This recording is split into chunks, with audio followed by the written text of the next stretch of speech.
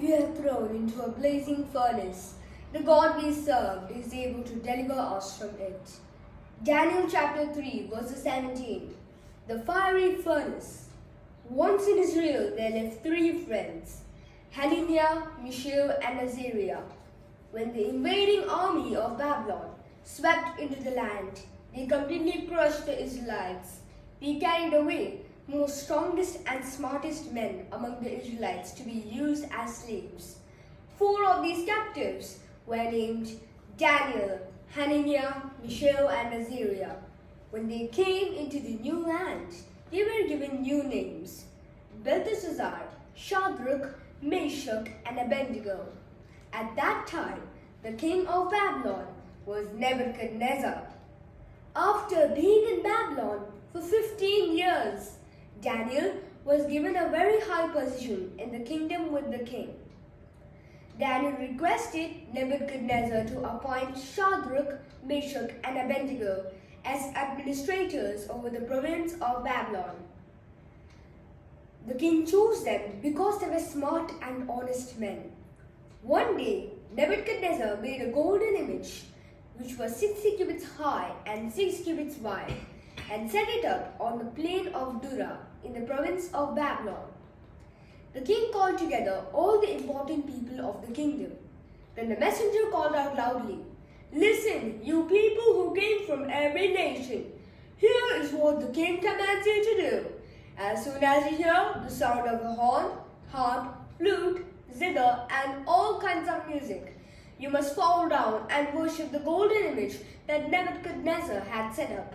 If you won't, you will immediately be thrown into a blazing furnace."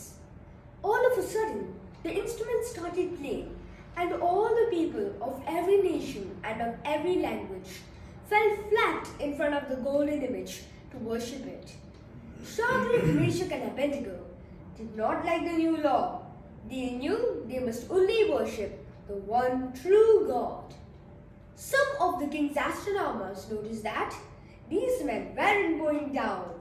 More than likely, they were jealous of Daniel and his friends because they were given high positions in the kingdom with the king. So the men reported this directly to the king. The king became furious when he heard about this. He sent some men to confront them. When they came, Nebuchadnezzar asked them, "Didn't you worship the golden statue that I had set up?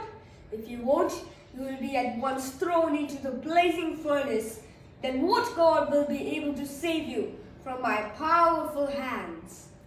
Shadrach, Meshach, and Abednego replied, "O king, even if we are thrown into a blazing furnace, the God we serve is able to rescue us from it. And even if he doesn't, your majesty, we want to make it clear to you that we'll never serve your gods or worship the golden image that you have set up." Nebuchadnezzar became so angry with Shadrach, Meshach, and Abednego that he commanded the furnace to be heated 7 times hotter than usual. Then he ordered Shadrach, Meshach, and Abednego to be bound and thrown into the furnace.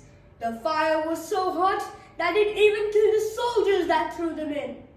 Shadrach, Meshach, and Abednego fell in the flames. Suddenly, the king jumped up and asked his advisors, "Did we type and throw 3 men into the furnace?" "Yes," replied the advisors.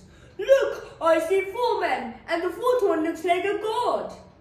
The king shouted and called, "Shadrach, Meshach, and Abednego, come out!"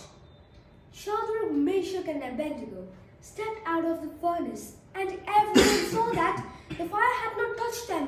They did not even smell of smoke. Nebuchadnezzar praised the one true God of Shadrach, Meshach, and Abednego. Then he made a new rule: whoever spoke a word against the God of Shadrach, Meshach, and Abednego will be greatly punished. Then he promoted Shadrach, Meshach, and Abednego in his courts. Moral of the story: Shadrach, Meshach, and Abednego trusted in God and were willing to die rather than worship any idols but their own God. Thank you.